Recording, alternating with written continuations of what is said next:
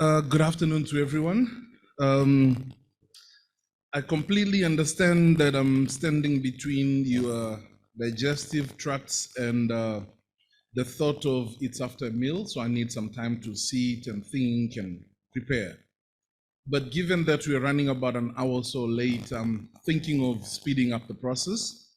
Not to mean that I'll jeopardize the quality, I'll try and keep it the way it is. So for the next 20 minutes, which means 15 minutes for presentation and then 5 for questions and answers, if I may have the pleasure of welcoming Dr. Natasha Katunga, Dr. Caroline, and Dr. Leona. They'll be discussing a topic on exploring critical factors for effective digital skills delivery. I'm strategically pausing to mean these are the keywords I'm working on towards meaningful outcomes in an online first South African context. So yeah, it's a wonderful topic. So I wish I could have worked on this, but here we are. The floor is yours. I've done mic check. The remote seems to be working.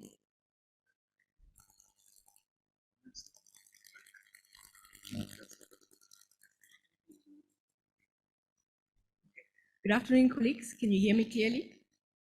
Yes. So as you said, I'm Natasha. I'm representing a whole group. The one name that wasn't mentioned is Mr. Rorisang, but I see he's possibly not here now. He's in the process of digesting, as mentioned. But anyway, so the topic for this presentation is just exploring the factors, what we need to consider when it comes to implementing interventions, training interventions, particularly digital skills training interventions. So for the presentation, I'll just start by giving a little bit of context, talking about where this actually came from. Then I'll talk about a case study where we actually went and assessed different digital skills training interventions. Then I'll get into what actually came out of that. So I think just to start off with, a lot of us here have been involved in some type of training, whether now or previously. And one of the key topics that we are dealing with when it comes to this whole colloquium is the idea of scaling, the idea of replicating what we are doing now, replicating these digital skilling interventions. So I think for me, before we can talk about replicating, we actually need to know, or rather be in a position where we can actually say that what we are doing is working. So asking ourselves the question, with our interventions, is it working? Number one. Number two, if it is, what about it is working? So we know definitely what part of it we want to replicate. Then on the other side of the coin, what is not working? What do we need to actually work on? So these are questions that we ourselves have been asking. So the idea of training people, they come to you, they're at point A, the sad individual, right? How do we get them to point B, where they're now skilled, they are now equipped, and they can do better within life? So we came up, well, not came up with, but we implemented monitoring and evaluation type techniques where we're like, you know what? If we actually want to understand what is happening with our interventions, if we actually want to know after the fact, when people come into the venue, they sit down for training, yes, we tick a box and say we've trained however many people, which is great. But do we actually know what happens to them after the fact? Do you actually know whether or not they implement the skills that you have taught them, or whatever it is that they were being trained for? So this is why we decided, you know what, we need to know if we're actually making a difference. So we implemented this monitoring and evaluation to help us understand not only the process, but what comes out of it. So now getting to the case study. Now, this is just an example of how we've actually implemented this monitoring and evaluation. About just over a year ago, we conducted a massive study where we identified 3 training interventions. So we were like, we want to start with foundation skills, so the mobile digital literacy, and we also want to look at the advanced digital skills, which are facilitated by IBM and Coursera. So these, of course, are NEMISA interventions. So the idea was to actually understand what these individuals get out of the training. So number one, because we wanted to understand what the process actually entailed, it was important for us to actually talk to the training facilitators. Then number two, because we actually want to know what people get out of the training, it was necessary for us to actually talk to the beneficiaries of the training. So as I mentioned, it was a national study where we included a number of provinces.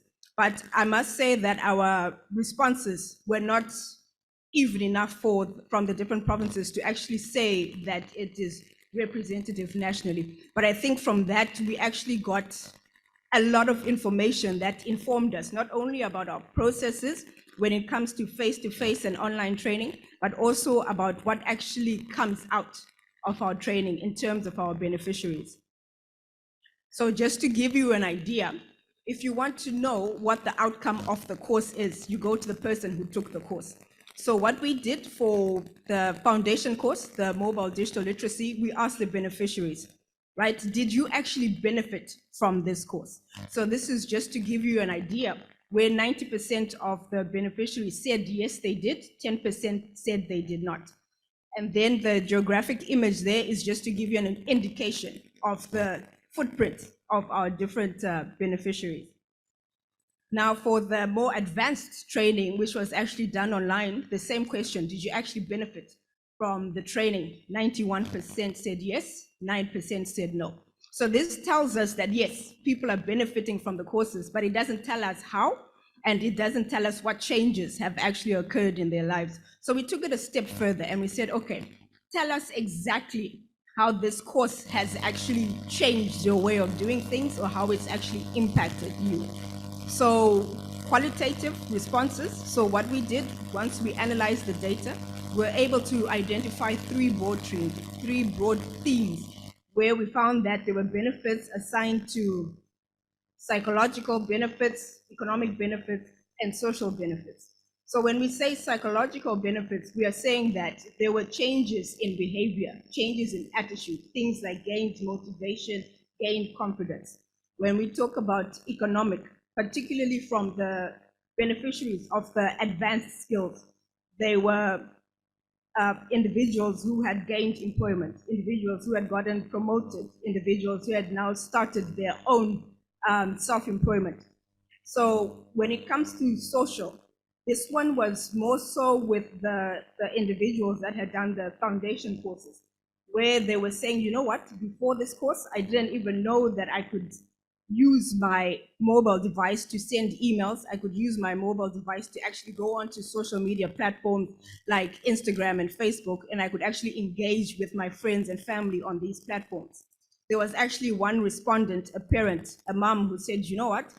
Because I can now use Google search on my mobile device, it means that when my daughter is doing her homework, I can actually do the searching whilst she's doing the writing. So because of that, there's increased quality time, and she has a better understanding of what her daughter is actually doing.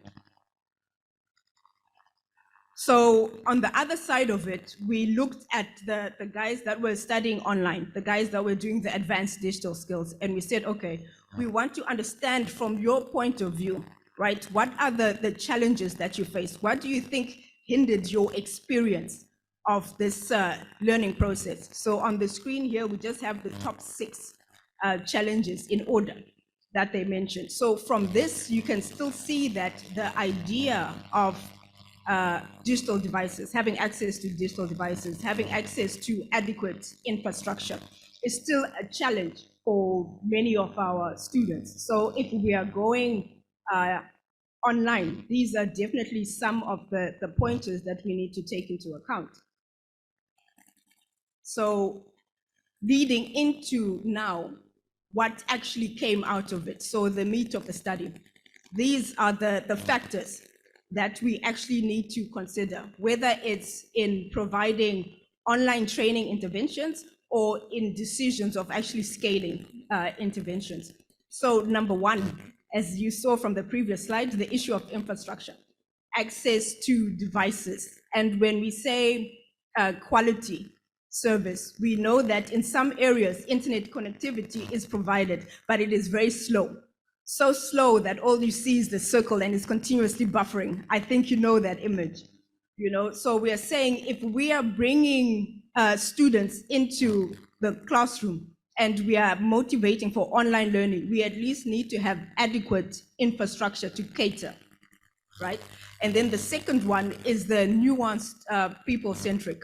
So what we found is that when students are coming and they're selecting these courses, they're coming from very diverse backgrounds, very different education levels. So that translates to differences in terms of learning needs and in terms of speed of learning. So as instructors or as facilitators, this is something that you actually need to bear in mind, because if you move at a certain pace, there'll always be some that are faster than you are, some that are slower than you are. Then the next one is the support. This is one that comes out strongly, not only in our monitoring and evaluation, but just in general studies of digital inclusion. But focusing specifically on our beneficiaries, what we found is that their social support circle, so there's societal support circle, the people they have around them actually play a very important role when it comes to their use of these technologies, when it comes to their motivation to actually gain digital skills, whether basic or advanced, and when it actually comes to learning these skills online. And then parallel to that, still talking about support, because our interventions target individuals that are in under-resourced communities, we also have the challenge of their social challenges that we also need to bear in mind. So some of our beneficiaries, whilst they wanted to participate in the courses, they couldn't come to the venues, so they didn't have money for transport, right? The same issue with some of our beneficiaries with the hunger, where they come and they're eager, but they just can't concentrate, right? Then you've also got some of our female beneficiaries, right? So these are things that need to be catered for in order to bring these people into the room. And why I say bring them into the room and yet we're talking about online learning is because it is through these training providers that most of these individuals actually get access to the infrastructure. They don't have it at home. So we are saying, yes, online learning, we provide you with the infrastructure, but we know we need to do A, B, C, D as well to make you sure that you're in the room and you're able to participate. And then the last two, equally important, the idea of an ecosystem. So if we are talking about implementing interventions that have meaningful outcomes at the end of the day, we also need to understand and appreciate that it takes a village. They say it takes a village to raise a child. I think it's the same applies in this context, because even if our training providers, with the massive work that they do in training individuals, it is a team effort. So for example, the idea of having networks and relationships with other key players in the community, it facilitates the whole process. I mentioned now the idea of providing transport, the idea of the feeding schemes, and the idea of providing hygiene products.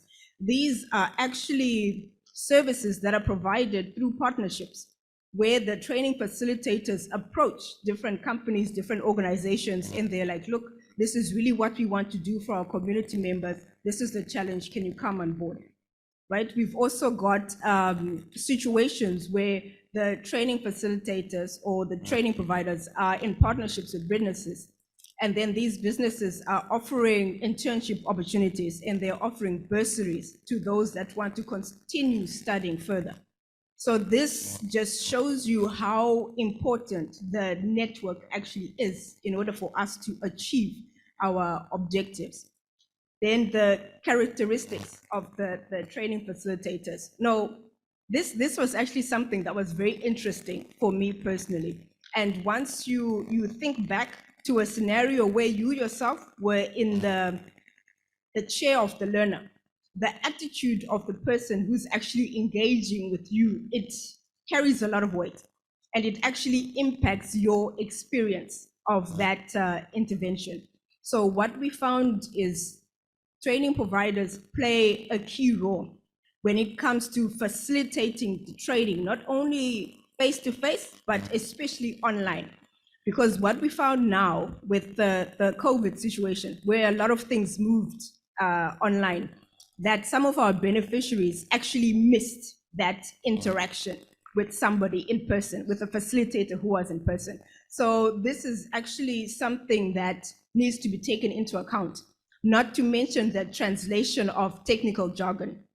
So some of us, we can read some articles and we come across certain words and we can actually Google what that word means. Now you can imagine if this is a learner who's trying to navigate through an online system and they're coming across concepts that they actually don't understand. How do they navigate through that? So in essence, I think online is very much possible. We are doing it already. But of course, depending on the different communities that we visit, there are certain points that we need to take into account. The key ones being that in terms of scaling, right, we need to scale what we know and what we know works, right? So the way to find out if it works is through monitoring and evaluation. That's one way, not the only way, right? We also need to bear in mind the digital inclusion profile of our targeted beneficiaries. Because if we are to move everything online and they don't have access to the infrastructure, then it's neither here nor there. But in that same vein, we are finding that comparing foundational courses to more advanced digital skills courses, there is a preference for online in the event that there is still that support that is provided online as well. Okay. Thank you.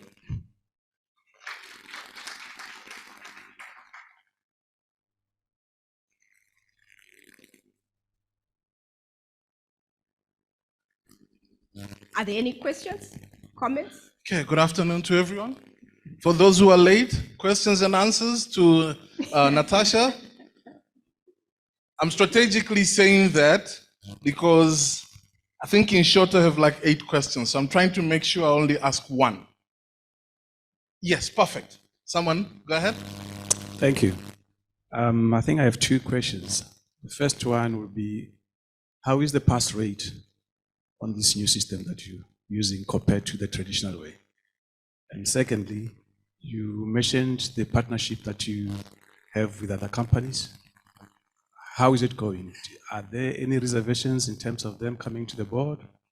Thank you.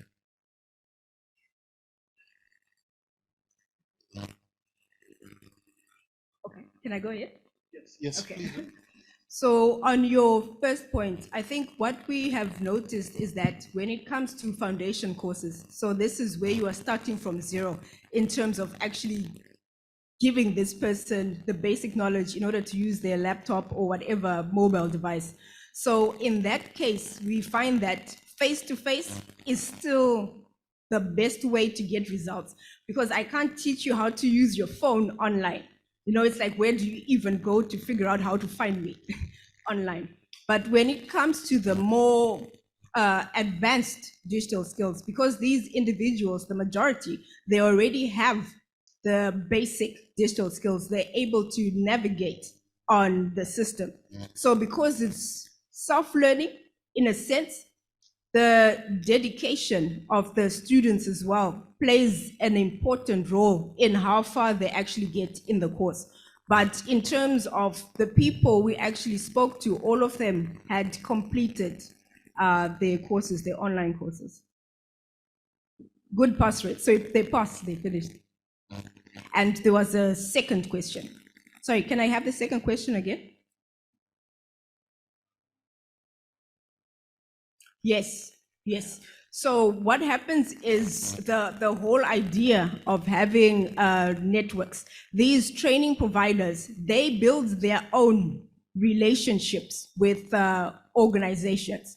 So it's more like they present their case to the organization, the children, well, the beneficiaries rather, that they are trying to facilitate. And it happens that some organizations do come to the table, not all. So another example of this partnership with private organizations and NGOs is where the skills, the digital skills training interventions are actually implemented into these organizations' own interventions. So, for example, there was an organization that was doing HIV awareness, right? So they partnered with one training provider to make digital skills part of that training. So it's more like my students benefit, or my people benefit from what your organization offers, and then your organization also benefits from what we offer. Those are just the examples. Thanks, Natasha. So while I'm waiting for the next question from the audience. I have the mic. Okay, just but while I'm you're late. preparing the question, what does the word under-resourced communities mean? I go ahead. I go ahead. Okay. So that we combine the two. Thank you. I was late, so I may not have gotten the background, but I just wanted to get your opinion on assessment, because we are also worried that assessment, maybe we need to change how we assess people online. Yeah. We don't know if they're the ones doing it or the AI is doing it. How do we handle assessment? Yeah, so I think with us, it's a learning process.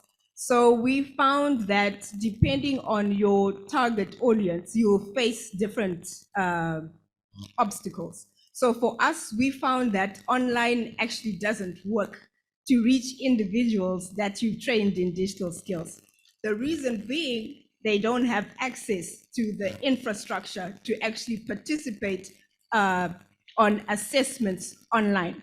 So what we actually found works for us is actually doing field work and talking to the individuals, as well as sending SMSs. So text messages, not even WhatsApp, actual text messages, inviting them to participate in these assessments. So it's very much a learning process, but so far that's what we found that works for us. Okay. Any last question? While they're preparing, back to my question. Yeah. When we say under-resourced, what do we mean, knowing that we are talking of an online platform? Okay, so in the context of a community, when we say under-resourced, we are talking about underserved, in most cases previously disadvantaged.